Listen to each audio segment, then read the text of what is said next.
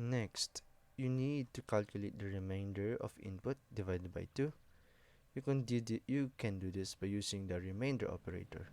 Oh yes, I remember this is called modulo, which returns the remainder of the division of two numbers. For example, here there's a constant variable named remainder, which is assigned to the 5 modulo 2, which the output will be 1, which is a remainder.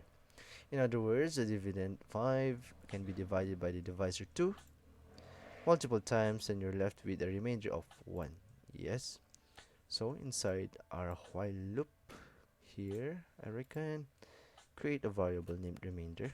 So we just copy, I guess, and use the remainder operator to assign it to the remainder of input.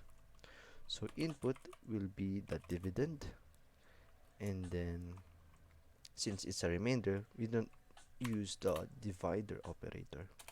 We use the remainder operator, which is the modulo, and will be divided by 2, and we're done.